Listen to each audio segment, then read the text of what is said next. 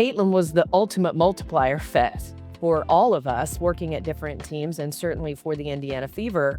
A lot of people who had never had eyes on the WNBA came out for the first time and realized what they had been missing for so many years. So personally, she's been such a delight to work with, is so committed to her craft. I am constantly amazed by the poise that she has with all of the responsibility that she takes on. And so that's been an incredible bonus, as well as that she's just a really fun young person too that's handling this with so much grace. Welcome to the Navigating Sports Business podcast, where we uncover insights from the most prominent leaders in our industry. Today, I'm happy to be joined by Amber Cox, the Chief Operating Officer and General Manager of the Indiana Fever. Amber, welcome to the podcast. Great to be here. This was not planned, but I have to ask right off the bat about the awesome artwork you have behind you here. For our listeners who can't see the whole thing, what does it say and what's the meaning? So I'm in my home office this morning, and one of my all-time favorite performers, a legend, is Stevie Nicks. And one of her very famous sayings is, "Don't be a lady, be a legend." So when I stumbled upon this at a little store when I was working in Dallas, I had to have it. And it's now a feature piece in the home office. So words to live by. Yeah, that's awesome. And it's a perfect segue for us to dive into your career, because you have now been with 3 teams in the W, the Mercury, the Sun, the Wings. Oh no, 4. The Mercury, the Sun, the Wings, and now the Fever. And certainly the trajectory of the league is producing more legends, and you're certainly at an organization right now with somebody in particular who we'll talk about later who has maybe already is a legend. But if you could look kind of over the arc of your time in the W and your stops at each of these places, how has each of these kind of formed your leadership style and who you are now as a leader of what I think is kind of inarguably now the centerpiece organization of the league? Yeah, I mean, it's been a tremendous journey, and every stop has provided, new learnings. I think that's the key, is to, just stay curious. And that's the wonderful thing about the WNBA still being a relatively young league, is that we've had a lot of opportunity to try things. Some have worked, some have not. I think back to my early days, I started in Phoenix in 2005. So the second season of another legend of our league, Diana Taurasi, and going on a 9-year journey with that team, winning a couple of championships, drafting Brittany Griner. Certainly saw some great inflection points while I was there. And then, during my time with the Sun, that was during the pandemic. So the bubble season obviously was a huge inflection point for the league, with a lot of new eyes tuning in while we were all at home. And then, most recently, before coming to Indiana with the Wings, you really could feel, the momentum of the league starting to shift. Venues filling up, a lot more media coverage in terms of, just people coming out to games, more interest in telling the stories of multiple players versus just one or two. So it's been a really fun process to be a part of. I feel really lucky to have had great leaders along the way. I always credit Jay Perry, who hired me in Phoenix, who's now running major events in Arizona. Really took a chance on me. I didn't know much about professional sports coming in. And so she was really key in teaching me the processes that are tried and true in sports, right? It's about, we always knew the basketball was great. We knew the entertainment was great. We knew the women of the WNBA were so interesting and multifaceted. And if you could just get people in the door, typically they would come back. And so dating back to my time with the Mercury, that's always been, at the center of, what I've preached. everywhere that I've been. We get new people in the door, they're gonna come back, and we walk them up the ladder into becoming passionate fans. And I think that still holds true today. It's just happening instead of in the hundreds, by the thousands each and every game in cities across the country. So, I think, again, just a credit to the people that really taught me the business, coming in, people, great leaders who have allowed me to hire great young talent to come in and, again, try new things, bring new ideas to the table. Um, that's been, a great part of this journey as well, is just watching young talent really grow and become passionate about the league and really become the next generation of leaders. You've had stops kind of in and out of the league over those 20 in the 20 years since you started at the Mercury. You were an associate commissioner for women's basketball in the Big East. You were a chief marketing officer at the Houston Dynamo in MLS. You were the COO at the KC Current and WSL. How do you take the kind of lessons you learn in these other leagues back to now what you're doing in the W? Yeah, I mean, every stop has provided, you know, not only just kind of learnings that were different than maybe things that we were doing in the W, like, I'll use MLS, for example. At the time that I was with the Dynamo, I think one thing MLS did very early on really, really well was they really took it upon themselves to do their own storytelling, the investment in content teams, behind the scenes, access, and that was something I really, took with me as I moved then back into the W in Connecticut, is that we had to have a major focus on that. If the traditional media wasn't gonna give us the attention, we had to really put the onus upon ourselves to do that storytelling, use our social media channels to lift up the women of the W, and again, tell the stories of multiple players. Because I went from Houston to Connecticut, one of the smaller market teams, and we really were able to sort of transform the narrative around that team, taking a team to the 2019 finals. We had a great campaign called Disrespect as we went into the playoffs. It was a lot of fun. That really took hold with the media as we progressed through our playoff run. So, everywhere that I've been in every different league, from different owners, different leadership, and again, even people that I've hired, I've had different learnings. The Big East was an interesting stop for me. It was really my only stop in college athletics. But I was working for Val Ackerman, who was the original commissioner of the WNBA. It was when the Big East sort of, transformed into the new Big East, and it was basketball only again. So being able to come to work with Val every single day and pick her brain and hear, sort of the history of the league and, her thoughts on where we were going and how to get there, was really a special experience too. So every stop has meant so much. And again, just trying to take information, and I'll say people too. I think, as I've gone through this journey and worked with various people, I've, created these relationships that have not only been meaningful personally, but professionally, I've been able to utilize as well, either, just leaning on them for advice or in some cases going back and hiring those people. When you're at the Wings and the Fever, of course, draft Caitlin Clark, that was April of 2024. And Mhm. then you have the opportunity to join the Fever after that. Uh, I would assume you don't have to consult with many of those mentors on that decision. What's going through your mind when this opportunity is in front of you in this moment that I think all of us in the industry looked at and thought this could be an inflection point. This could be a cataclysmic kind of moment of rise for the league.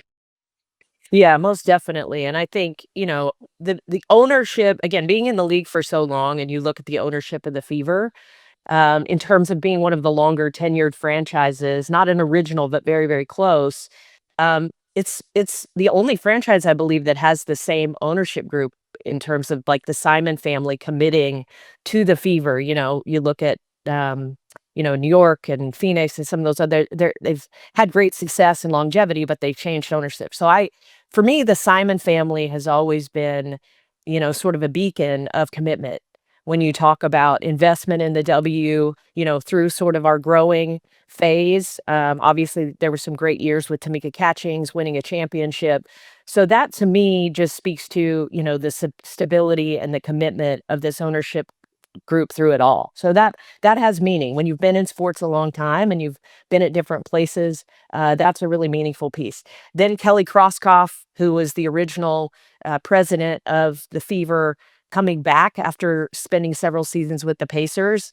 Kelly has been a mentor of mine for many, many years. She's somebody I met very early in my career in Phoenix, and I've leaned on Hmm. as I've gone through my journey. So being able to come back and work with her was a real selling point too. But certainly, the year Caitlin was drafted, I'm in Dallas. I love this story. Fever's coming to town, and this gentleman is sitting next to me who's never been to a game before and didn't even know that Dallas had a WNBA team. And Dallas is one of the newer, still, 10 years in, newer franchises, still building that fan base. And certainly drafting Paige has helped escalate their visibility. But this gentleman comes in and he's sitting next to me and he says, I got these tickets tonight. I'm through one of your sponsors. I've heard of Caitlin Clark, obviously, and I wanted to come check it out. By the third quarter, that guy was buying season tickets for the Wings because he was, enamored with Arike Agumbawale. He's like, I had no idea this was in my backyard. And I think, you know, again, when I speak to getting people in the door for the first time and escalating, kind of taking them up the ladder to, being full season ticket holders and buying merch and doing all the things, Caitlin was the ultimate multiplier effect for all of us working at different teams and certainly for the Indiana Fever.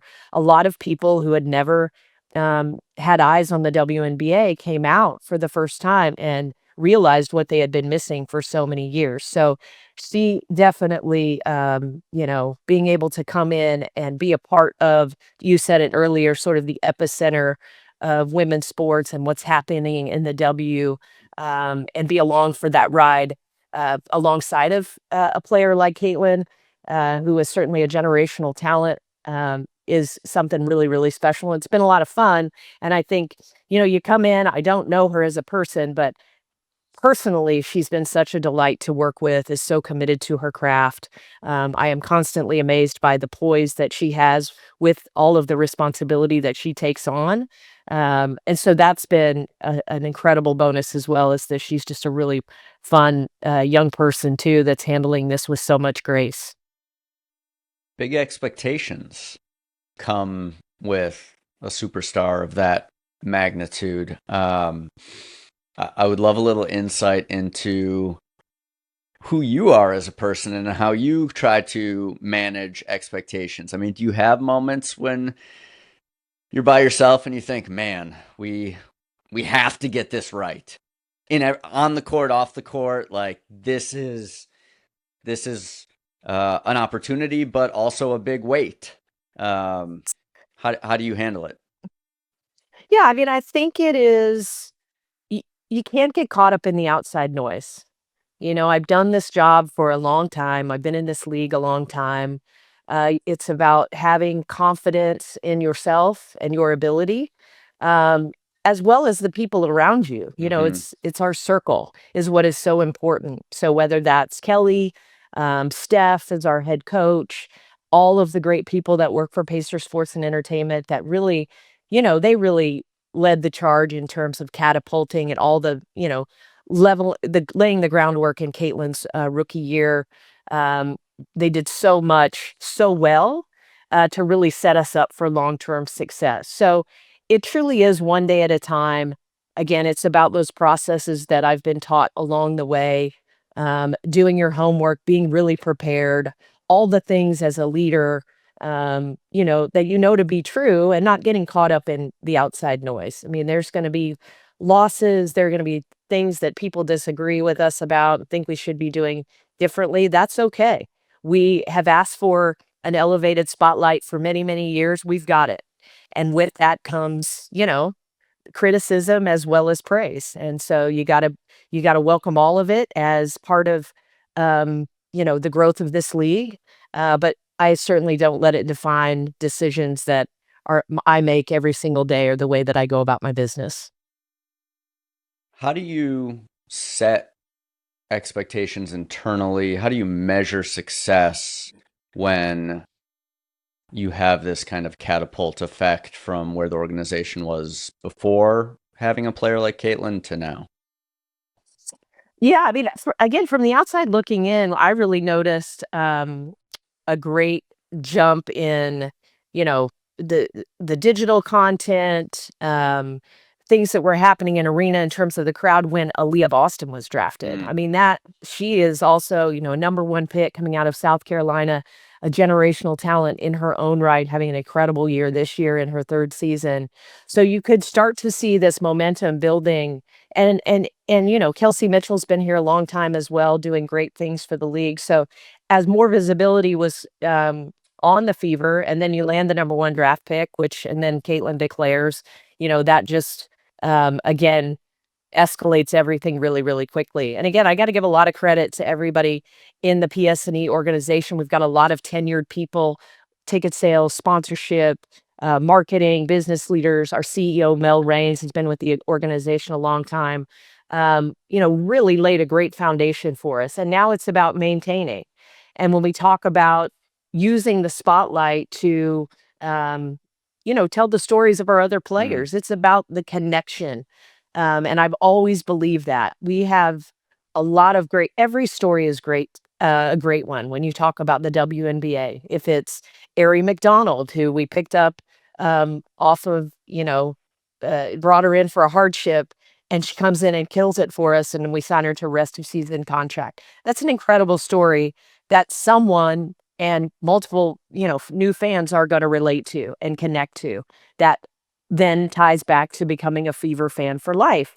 And the other piece is this is really generational for me. I mean, I think about my journey as a St. Louis Cardinals fan. It's because of grandpa and dad. I love the Cardinals because I had no other choice. And we're now sort of in this first run of, generation of young girls now bringing their daughters and sons out to games. And oh, by the way, you've got this incredible spotlight and more visibility around the league, due in large part to, Caitlin coming into the Fever and coming into the WNBA. Again, it's just a multiplier effect. It's not about Hmm. necessarily doing anything differently. It's just about continuing to do things at a faster pace and at a higher level for more people. That multiplier effect, I think a lot of people look at the Fever and think about if they were in your shoes, right? Like they just see dollar signs. Like, oh, we can, like our sponsorship, our ticketing, every revenue stream now we can go attack and see massive growth. And I think Sponsor United reported sponsorship being up, I think 71% year over year. I think your average attendance is higher than the Pacers. Um, how do you approach the revenue opportunities and how far to push the boundaries on what you're going to now charge sponsors, what you're going to charge season ticket holders or the individual game buyer? I mean, it's for the W to a certain extent uncharted territory on how much you can push there. Well, look, I think the really fun part of this is that every day it's sort of a new opportunity to look at where we're at because it is evolving so quickly. So, when you talk about sponsorship, it's always going to be about strategic fit. We want people coming in who believe in the mission of elevating women's sports and elevating our players. So, we're always going to this organization has always taken that into account, and we've got some incredible partners. We'll continue to, look for opportunities to add and new assets. I think that's really, where the creativity and the fun stuff starts. Because for so long we've been focused on the very traditional aspects of, growing our revenue. We got to make sure, we've sold this X number of tickets, or, we've got these primary assets sold. We're there. So now we can really get creative when you're talking about, what are we doing with our digital content? How are we, storytelling again? What are some things around the game? I mean, when you talk about the fever now, people are utilizing, their vacation, their discretionary income to fly in and make a weekend or a multi-day stay in Indianapolis. Um, it's around a fever game. Yeah. So what are we doing? What are we doing around that to really elevate the fan experience? So it's not just game day, but it's all the things around it. And I think All Star was a great um, showcase of that. We have so many great businesses downtown, restaurants. I mean, it's just really a great fan experience to be here multiple days. But that to me is the exciting part is we are at a point where we can, you never want to take your eye off the ball when you're thinking about those traditional um, revenue streams. But, I think it gives us the opportunity to really start thinking creatively about what else can we do because we are at this moment in time, that we can, which is exciting. Is there an example of something that you feel like you've been able to do new or different creatively that maybe you weren't able to do at previous stops that has been successful? Yeah, I mean, I think and this is not, necessarily new, but there is a real commitment to, storytelling through our channels and our digital content. And I think the commitment to the number of people, the quality in terms of, um, experience that we're bringing in allow us and then, the people that are committed to our games, right, or traveling with us, that allows us to really give fans a peek behind the curtain and create new assets that then we are able to offer as a pass through to partners. Like, I'll give an example. Cheez It. They are such a fun brand and have come in and done some, traditional assets. They're on the court for our local games. They're on our practice jersey, but they are the sponsor of the half court shot, that sort of started many years ago as just this fun thing among the team. Now it's a great piece of content. Fans love to see it. And it is an asset, that we are able to pass through to a partner because, again, it's getting a lot of engagement. Fans love to see the celebration among the team. Again, that is not new, but it's a new way to think about it and a new way to, again, sort of tie a great partner to it. Content as it has evolved. I think for an agency like us, where we're often measuring the value that you can bring to a partner through this content and or ideating with whether it's a brand client about things they would want to do with their teams or with teams on what they can offer. Um, One of the things that I think somebody in my position has less exposure to that I'm really curious about is how you manage what you ask of the team and of the players in terms of their willingness to participate in that content, whether it's something they already do, but now there's going to be a camera up close, or something you're asking them to do that might be new or in addition to kind of the norms of their day to day. How do you manage those asks, that relationship, and make sure you kind of, uh, I guess, thread the needle of being able to do this behind the scenes content or create Yeah. things that are new without um, stepping on toes or ruffling feathers? I think the great thing about, again, going back to the piece of, we because there wasn't early on the traditional media coverage, the storytelling through our own channels became so important. I think the players have recognized that, players of the W. You look at how they're building their own brands and the level of engagement. So they really understand, the value of that. But it is, it's a conversation. They're there to do their job, which is to win basketball games. And so it is, a constant conversation based on where the team is, what's going on around the team, the level of comfort that, the head coach may feel in a certain situation, whether it's in the locker room. I mean, after a win, Steph is very comfortable that our cameras following her into the locker room.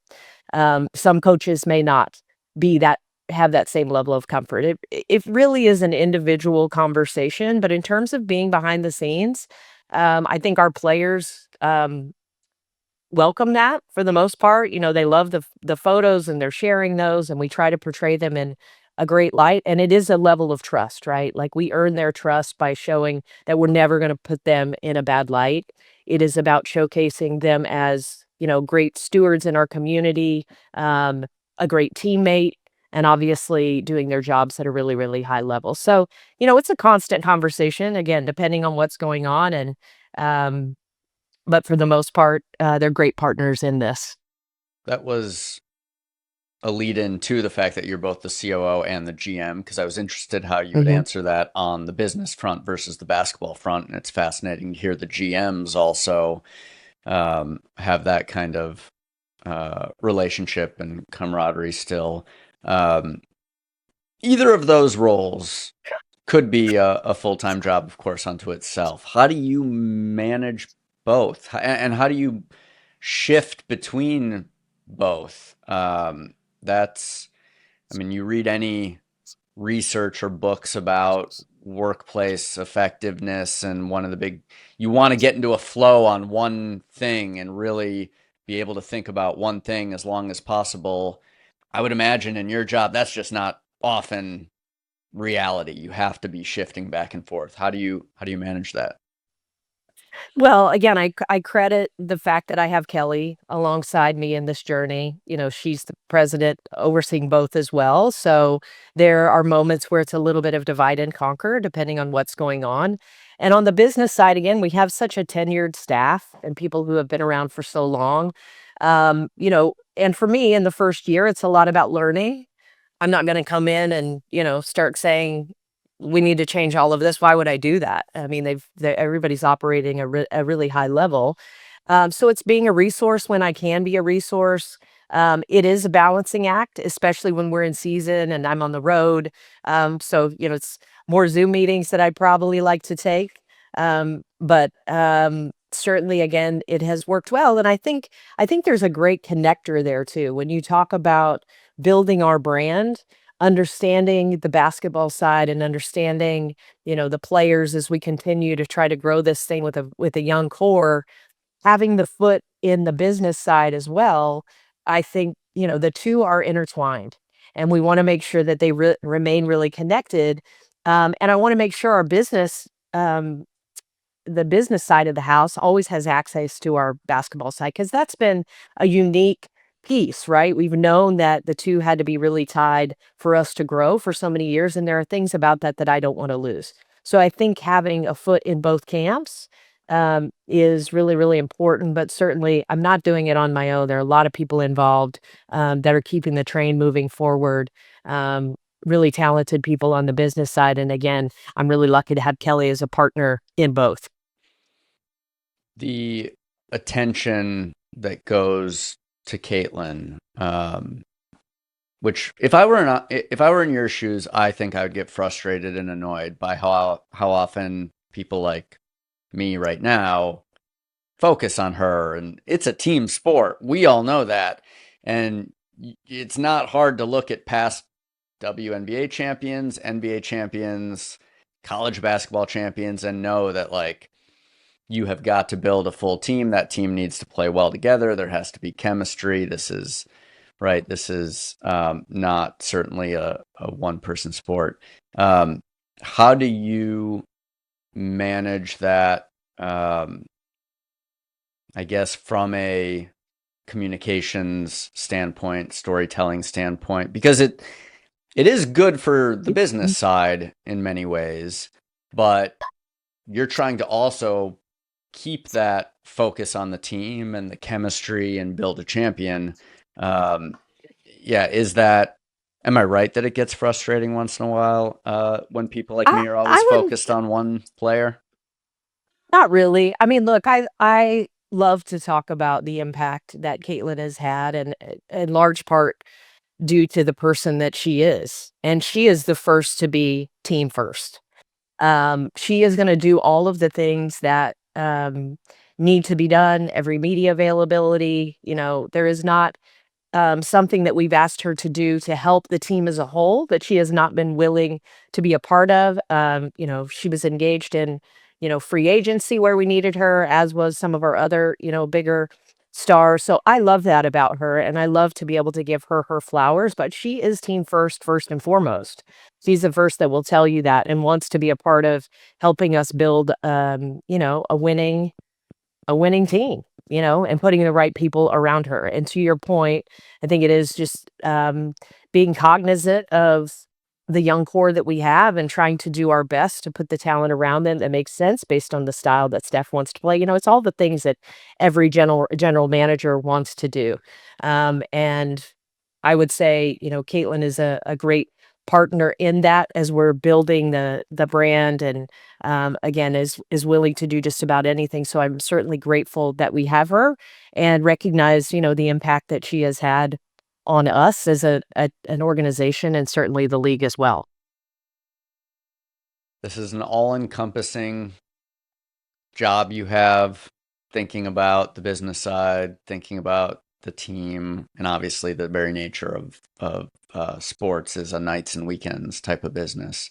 I'm curious, when you do try to detach, when you have time for a vacation, or you're gonna try to kind of turn off your brain.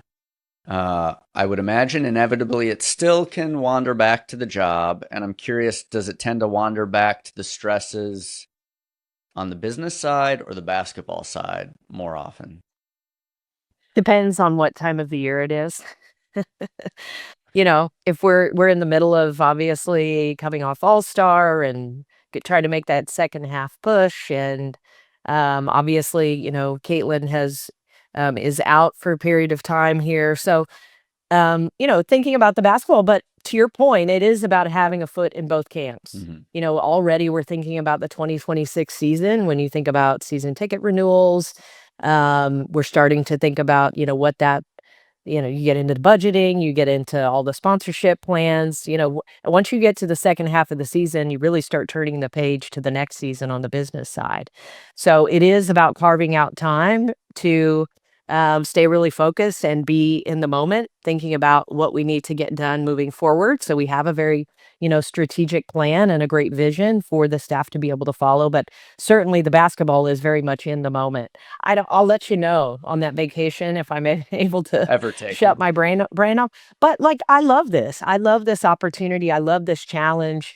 To me, it's not work. I love the people that I work with. I'm passionate about this organization. I'm passionate about doing everything in my power to make sure that we're successful. So, it is important to probably, step away at some point, but I'm loving it. It's been a blast so far. Well, one other thing on your plate that's interesting is the practice facility that's getting built. Yeah. $78 million, state of the art. What's really fascinating here is that it seems like the W maybe mirrors the collegiate space a little bit in the respect of the maybe growing kind of arms race in things that aren't just about what is, in free agency, who's willing to pay you the most. There are these other things around, like, what are we doing with facilities? How is this the best place to be if you care about playing great basketball? Can you just kind of give us a sense of how you're trying to elevate what the Fever can offer to players, maybe fans too, but how you're trying to take everything to the next level, starting with this practice facility? Yeah, I mean, we wanna be, player first, and player experience is so important, and, the facility piece has become, to your point, arms race, if you wanna call it that. It's really fun to see, you know, the each one is a little bit, seems to take us another step forward. We're really proud and excited of what we're gonna be, building here in Indianapolis. And I think, again, it speaks to the commitment of our ownership group. We wanted a facility that, is not only the very best the day that it opens, but the very best, in 5, 10 years as well. So we really tried to take everything into account. And, there are a lot more players that are staying stateside now. That's a big change in the last, even, 3, 4 years of the W. For so many years, you would go, 9 months, 6 months, 7 months and not see one player because they're all in another country, playing internationally. That's not the case anymore. So I think it's becoming more of a year-round commitment to our players. Um, Certainly, your foundational players, you want them in market, you want them a part of community things, becoming a part of the community. It was great to have, Caitlin in Indianapolis, Lexi was around, Aaliyah was in and out. So to be able to have, cornerstones of your franchise, that goes such a long way once you get to the season because they've really become, enmeshed in the community, um, and have had the ability, to be in market and work out with our coaches, and, really get a head start on the season. And I think you're just going to continue seeing that more and more, as these facilities come online for each and every team. And there are more opportunities for players. I mean, it was so cool. I thought one of the greatest parts about All-Star is just you can really tell the appetite that fans have for content by all of the new podcasts that are launching. I mean, you've got Aaliyah and Candace Parker, you've got Sid Colson and Teresa Plaisance, you've got the Stud Buds who are streaming live for 72 hours, and certainly, Megan and Sue and everything that they've been able to do with their two podcasts. So I love that, and I think as more of those opportunities become year-round, we're gonna have those players in market, and we really think about we have a great player relations, person who's leading the charge for us that all her job is all just thinking about how we can make the player experience better. And that is off the court. That is, their living, how we're managing their families when they come in, what we're doing for their families at home games and away games. All of that is so important, and I think makes the experience at Indiana elevated and super unique. And we want to continue to raise the bar. When you think about raising the bar, you are an organization that, right, is under the same umbrella as an NBA team. And so, right, the NBA for many years now has been trying to raise the bar in the what they offer the players, the everything that surrounds it, nutrition, things like that. Yeah. And obviously, you have Mel, who you mentioned, Mel Raines, who's the CEO of Pacer Sports and Entertainment over both. Um, how much do the Fever and Pacers collaborate or work together? Or how much do you try to look at what they've already done or what you could do that either emulates or even surpasses them in certain respects? Um, how do you, yeah, how much interaction is there? Well, we're so lucky that it is, a shared staff. And on the business side, for the most part, every single employee is working on both properties. Um, and somebody asked me this, like, if we felt any impact of the Pacers being in the NBA finals, from a business standpoint and just resources. I can't even tell we have an NBA team most of the time. I mean, that's how committed and dedicated, our business staff really is to the Fever, that we're in the finals. These guys are just working, like, nonstop, and the commitment that they have to both teams and not wanting to let there be any drop off for either teams, I think is just tremendous and like nothing I've ever experienced before. On the basketball side, the resources are dedicated to each team, but that certainly doesn't mean we can't lean on, somebody on the Pacers side if needed and vice versa. I think that basketball side is where we continue to see, the most growth of dedicated resources, and we'll continue to see, you talked about, whether it's nutrition or it's, strength and conditioning or it's, data analytics, like all of those pieces continue to grow at a feverish pace, pun intended. And will continue to grow. But we're really lucky that we do have, the Pacers down the hallway, to lean on for expertise. And I think, again, I talked about Kelly coming back after spending several seasons in the with the Pacers. That time with the Pacers and just with the organization as a whole has allowed us, that just the information that she brings and sort of the knowledge that she brings about how we're going to build this out in the next, 2, 3, 5 years, is really, really critical and really valuable. So some dedicated, on the basketball side, but primarily shared on the business side. And we're really lucky, because again, we've got everybody pulling all the weight for us at all times. Besides championships, when you think about the next 5 years, how are you going to measure success for the Fever?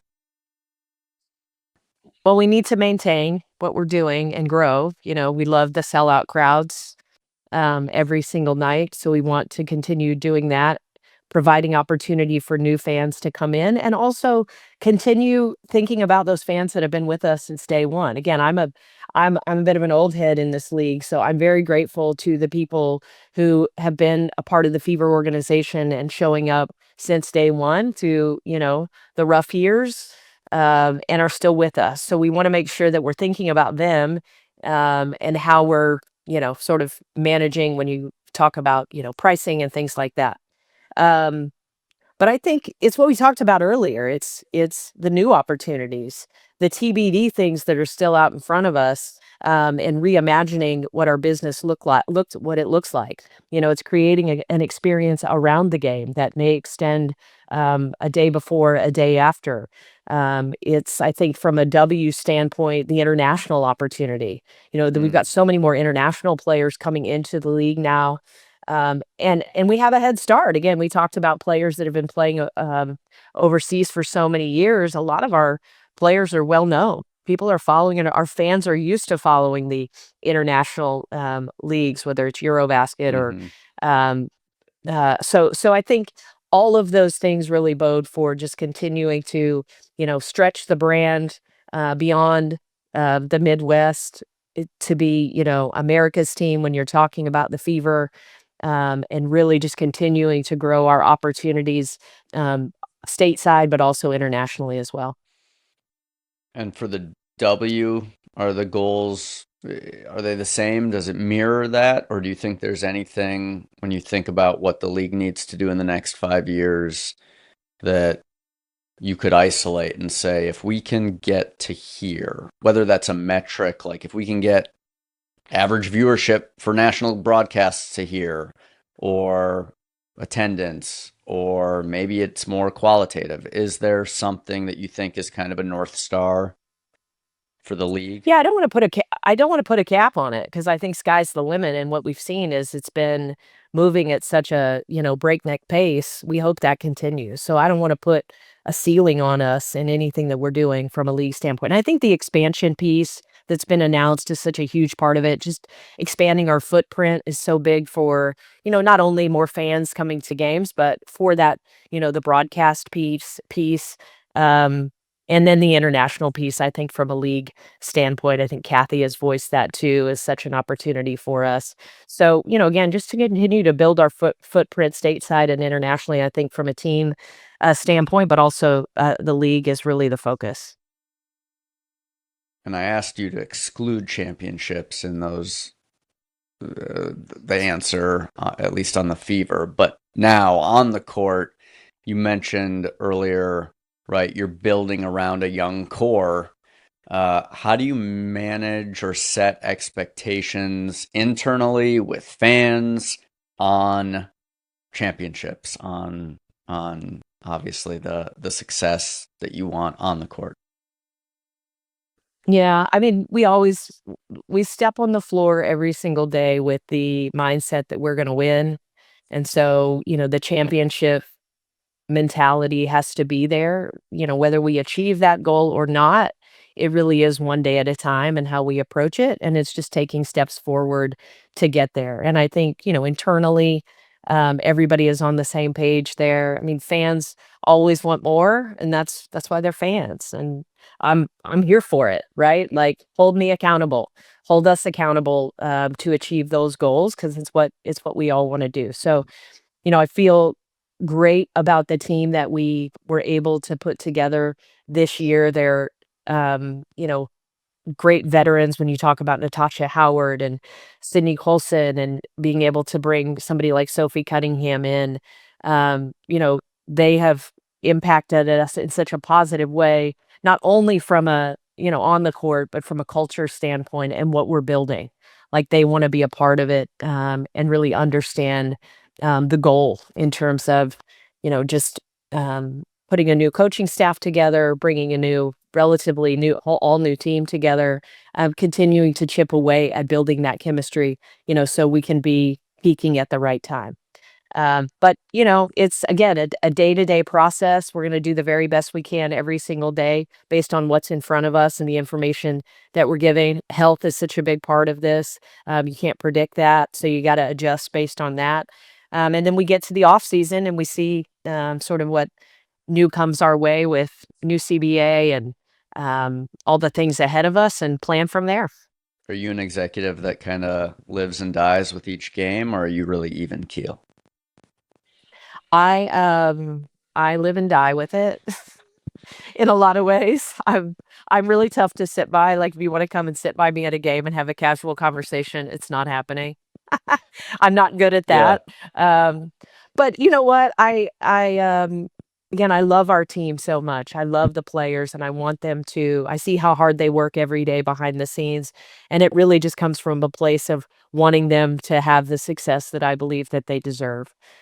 So that's where the passion is really tied to. It's always coming from a place of positivity and, just again, wanting to see them be successful.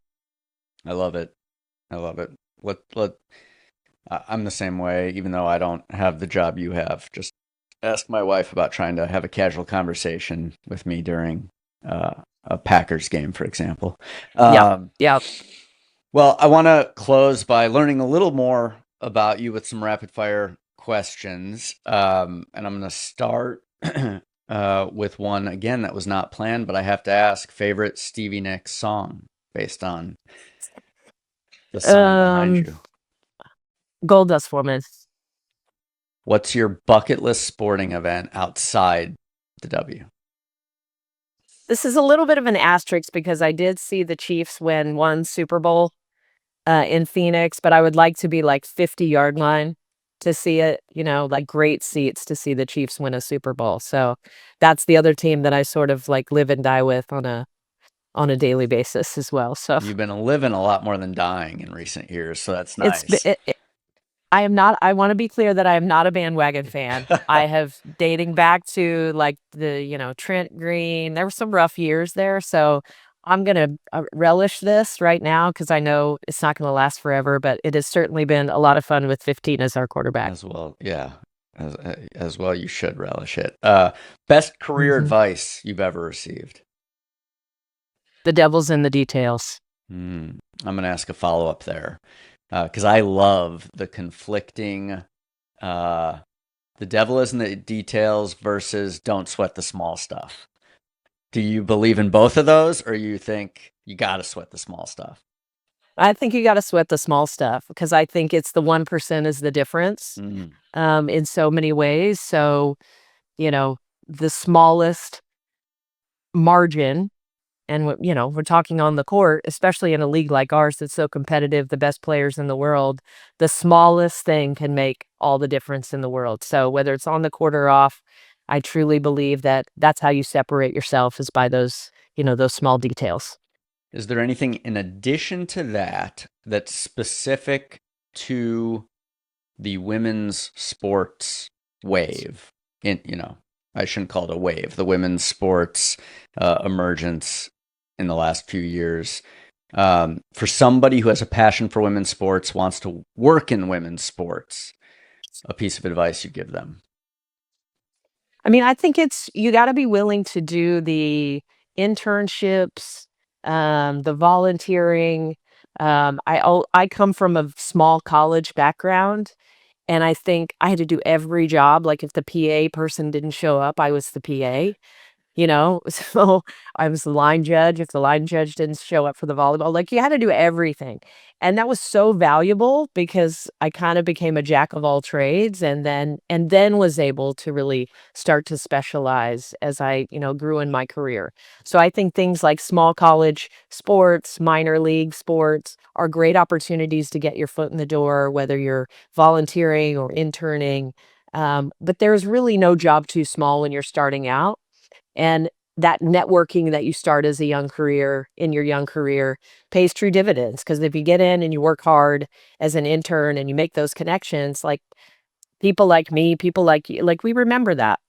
And that bodes really well typically for someone who has that mindset coming in that you're willing to do just about anything Mm. to get your foot in the door and grow in the industry. If I have one meal in Indianapolis, where should I eat? Bluebeard. Lou Beard? Yes, it's unbelievable. What am I getting? Um, Pretty much anything on the menu Okay. is very, very good. Any of the pastas I would highly recommend. This is a recurring selfish question I ask with guests because whenever I go somewhere, I basically plan around the meals. So that's helpful. I'm with you. We had a great spot. I started to say it, and they're like temporarily closed, like a brunch spot. I'm a big brunchy person. So there's another. I'll give you Oakmont. I'll give you two. Okay. If brunch is Oakmont, Bluebeard is your dinner spot. Okay. And then, But you can't go wrong. There's a lot of great places to eat in mm, downtown. I love it. Last one is just is there any habit you have, a leadership habit, a personal habit, something that's been a game changer for you that any of us in a leadership role should consider implementing? It sounds very cheesy, but I would say just trying to have gratitude Mhm. every single day that I have the opportunity to do this. You know, we can get caught up in what's difficult or the task or the challenge that's in front of you and lose sight of the fact that we get to do this every single day. And I think that is, if you can keep that perspective, that keeps the joy. You retain the joy of doing this job day in and day out because it is 24/7. And you have to be ready for the phone call at any hour of the day. But when you really remember your why, and for me, it's always been elevating the platform of the women of this league. I'm so passionate about, what tremendous people they are, um, that they are changing the world in such a positive way. This league has changed the world in such a positive manner. The way we view women, I think it is the ultimate example of equality. They're earning a living playing basketball and now doing all the other things surrounding it that they deserve and getting all the notoriety that they deserve. So it is remembering my why, having gratitude. And as I've gotten older, I think the other one that's become really, really important is just the mentoring piece. I love the young people now that are coming into the league. When I started, it was all about the W as a stepping stone to Mm. get to the NBA or another men's league. And now there's so many people coming into the league that just want to be a part of women's sports and what's happening in the W. And I love that. And I want to foster that in any way that I can. So I gave you more than you asked for there, Jeff. I am going to end with gratitude. Thank you. Really, I really am grateful for you making the time to join us and share a little insight into your career and your world. You're 4 stops now in the league. I hope it doesn't sound too cheesy, but when we look at that sign behind you and when we think about the business side of the W, right, there are people who are going to be remembered for having helped to turn the league into what it has become and has the potential to become now here in the subsequent decades. And you've certainly had a big hand in that. So, I appreciate that. yeah, it's really great to talk to you, and best of luck on the rest of this season.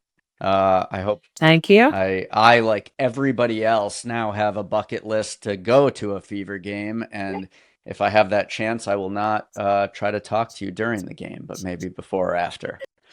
We can talk before and after. We can hit a brunch like the day before. Perfect. Well, thank you again to our listeners. If you have any questions or comments, please follow up, reach out to us. My email is jeff@nvgt.com, and you can also connect, of course, with me on LinkedIn or on the Navigate page. Again, this is Jeff Nelson with Navigate, joined by Amber Cox. Amber, thank you. Thank you for having me. It's been a lot of fun.